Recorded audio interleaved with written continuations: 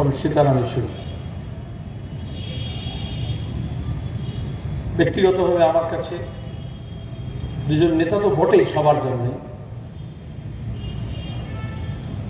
দাদা, বন্ধু, সহকর্মী, গুরু, শিক্ষক, উৎসাহদাতা এবং কঠোর সমালোচক হারিয়েছি। আবার এই দুই মৃত্যুর মাঝখানে আমরা গোটা রাজ্য জুড়ে তোলপাড়, গোটা দেশ জুড়ে, গোটা বিশ্ব জুড়ে সেখানে আরেকজন তরুণী, প্রতিভাধর, শিক্ষার্থী, চিকিৎসক, তাকেও নৃশংসভাবে নির্যাতন করা হয়েছে এবং খুন করা হয়েছে। সুতরাং আগস্ট এবং সেপ্টেম্বর মাসের বেশিরভাগ সময় আমরা এক অন্য ভাবনা, অন্য বাতাবরণের মধ্যে আছি, যা প্রতিদিনকার এই রাজ্য, এই দেশ দেখেনি। সিপিআইএম এর যারা কর্মী, যারা নেতৃত্ব, যারা সংগঠক, যারা সদস্য, যারা সমব্যথী, যারা দরদি, তারা তো বটেই,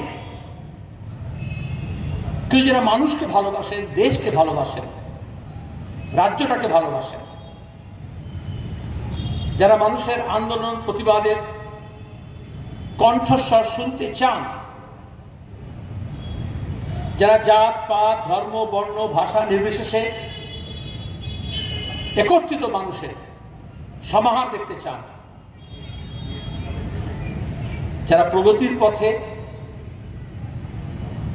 অগ্রগতির পথে, সমৃদ্ধির পথে দেশটাকে, রাজ্যটাকে, সমাজটাকে এগোনোর অবস্থা দেখতে চান, তাদের সবার কাছে একটা দুঃখজনক, যন্ত্রণাদায়ক, শোকাবহ পরিবেশ।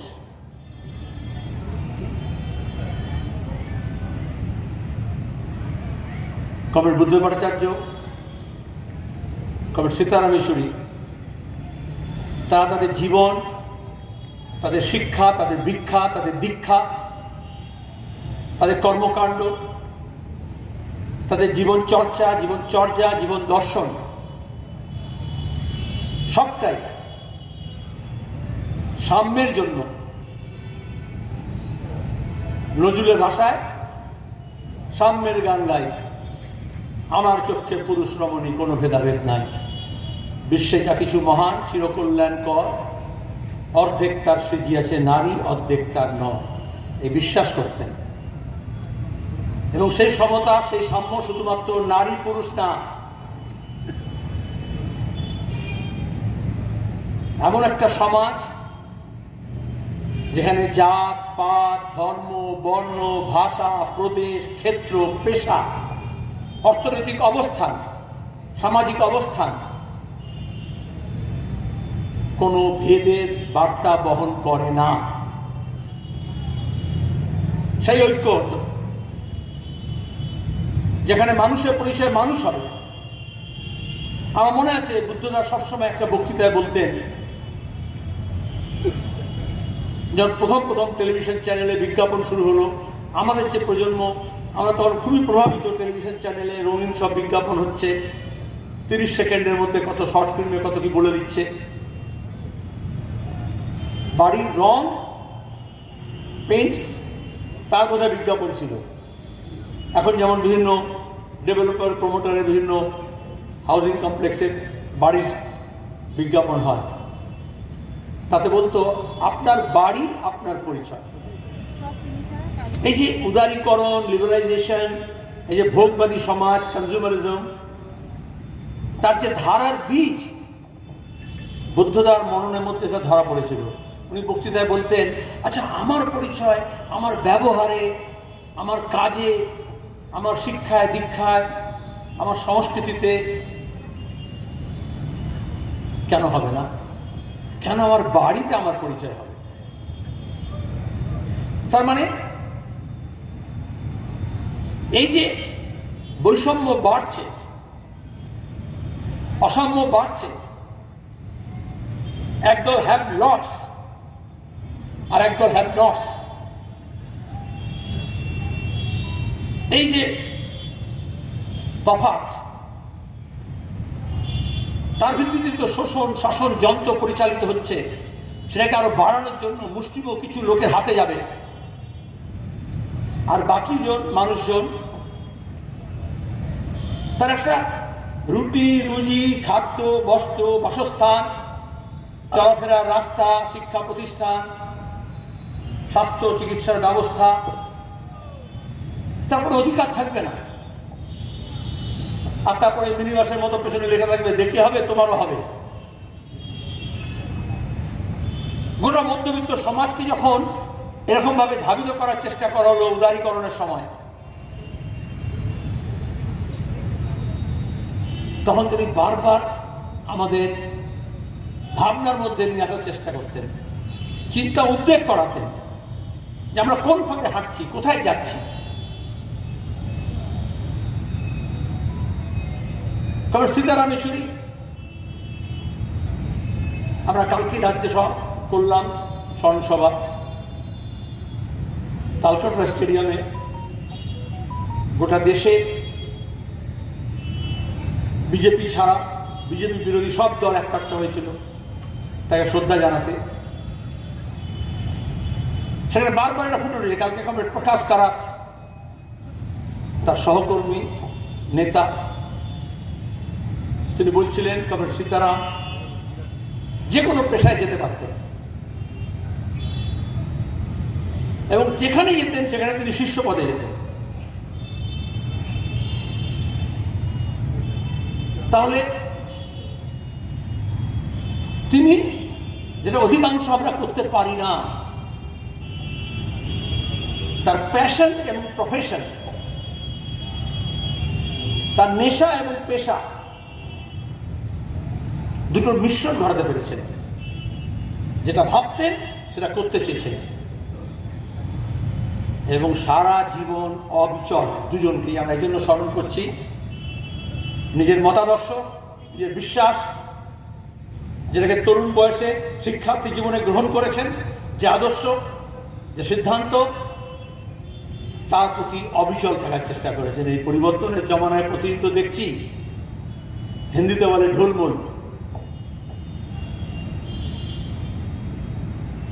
এই জন্যই তাকে শ্রদ্ধা জানাতে তাদেরকে, যে সময়টা এরকম গন্ডগোল পাকিয়ে দিচ্ছে চারিদিকে, সেই সময় দাঁড়িয়ে তারা তাদের মতাদর্শের প্রতি অবিচল আস্থা রেখেছিলেন। সে মতাদর্শ কি? এটা কোনো কাগজে কলমে বই পত্রে লাইব্রেরির বইয়ের ব্যাপার না।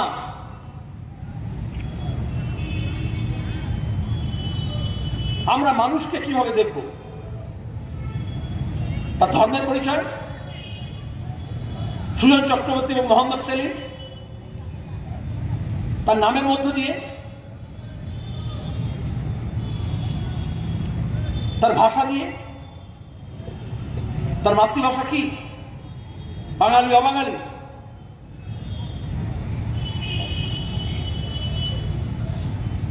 মানুষের পরিচয় কি হবে? এই সব গুলিয়ে দেওয়া হচ্ছে। আসলে যেটা হচ্ছে একটা সংস্কৃতি, সভ্যতা, তার তো কতগুলো ন্যূনতম ভিত আছে। আমাদের ভারতীয় উপমহাদেশে আমাদের ভারতীয় সভ্যতা, যার জন্য আমরা গর্ব করি, তার সেই সিভিলাইজেশনাল ভ্যালুজ এরা তাকে ধরতে চেয়েছিল এবং সেটা হচ্ছে ভীষণভাবে মানবিক। আর তবেই দাঁড়িয়ে মানুষ মানুষের জন্য এই বিশ্বাসটা আরো বেশি গভীরে প্রথিত হয়। আর একদল নিজের স্বার্থ বুদ্ধির জন্য, নিজের শোষণ যন্ত্রকে চালানোর জন্য, শাসনটাকে কায়েম রাখার জন্য, লুটটাকে বাড়ানোর জন্য এই যে ইউনিভার্সাল ব্রাদারহুড, বিশ্ব মানবতা, যেটা রবীন্দ্রনাথ সবসময় তার গানে, কবিতায়, এবং বুদ্ধদা বললে রবীন্দ্রনাথের কথা মনে পড়ে, ভীষণভাবে প্রভাবিত ছিলেন। মার্ক্সবাদী লেনিনবাদী চিন্তার সঙ্গে সঙ্গে রাবীন্দ্রিক ভাবনা, রাবীন্দ্রিক দর্শন, শুধু রবীন্দ্র সাহিত্য নয়, শুধু রবীন্দ্রসঙ্গীত নয়, তিনি ভীষণভাবে আত্মস্থ করেছিলেন। আর সেটাই তো বিশ্ব মানবিকতা। সেটাকে তিনি আজীবন লালিত পালিত করেছেন, চালিয়ে দিয়েছেন। আমি যুব আন্দোলন একজন কর্মী হিসেবে মনে করতে পারি, এই এখন এসব যে যুদ্ধ হচ্ছে পশ্চিম এশিয়া, প্যালেস্টাইনের ওপর 1 বছর হতে যাবে, গাজায় যে নরসংহার হচ্ছে, সে যেভাবে সম্প্রসারিত হচ্ছে আধিপত্যটা, আবার বিশ্বজুড়ে যে প্রতিবাদ হচ্ছে। বুদ্ধদের একটা বক্তৃতা যুব আন্দোলনের সময় যুবদের সভায় তিনি বলেছিলেন, ভিয়েতনামে মুক্তিযুদ্ধ, মুক্তি সংগ্রামকে রেফার করে, যে একজন মাটিতে দাঁড়িয়ে কালভার্টের নিচে নিজেকে আত্মগোপন করে একটা লোহা লক্কর দিয়ে কোনো ক্রমে একটা গাদা বন্দুক বানিয়ে যে নিজের মাতৃভূমিকে রক্ষা করছে, ক্ষেত এবং কৃষককে রক্ষা করছে, দেশটাকে রক্ষা সংগ্রামে আছে, স্বাধীনতা কামী, মুক্তি কামী, মুক্তি চেতা। আরেকজন যে মার্কিন সাম্রাজ্যবাদে বিমান বাহিনী, বিমান নিয়ে ওই দেশে কার্পেট বম্বিং করতে নেমেছে। দুজনে গান ভালোবাসতে পারে, কিন্তু দুজনের গান এক হবে না। দুজনের নোবেল ভালোবাসতে পারে, উপন্যাস সাহিত্য ভালোবাসতে পারে, কিন্তু দুজনের জন্য একই উপন্যাস কখনো কাজ দেবে না। দুজনের কবিতা কখনো এক হবে না, কারণ একজন হত্যা লীলা করতে যাচ্ছে, একজন আধিপত্য বিস্তার করতে যাচ্ছে, একজন স্বাধীনতা হরণ করতে যাচ্ছে, আর একজন স্বাধীনতা রক্ষা করতে যাচ্ছে। একজন স্বাধীনতা চাইছে, একজন আধিপত্যবাদের বিরুদ্ধে বলছে, একজন নিজের দেশে ভূমিকে রক্ষা করতে চাইছে। দুজনের সংস্কৃতিতে কখনো এক হবে না। মার্ক্সবাদী দৃষ্টিকোণ থেকে সংস্কৃতি সম্পর্কে অবধারণা তৈরি করার জন্য আমাদের তখন অল্প বয়স, এর চেয়ে ভালো উদাহরণ হতে পারে না। তাহলে আজকে দাঁড়িয়ে আমরা যখন দেখছি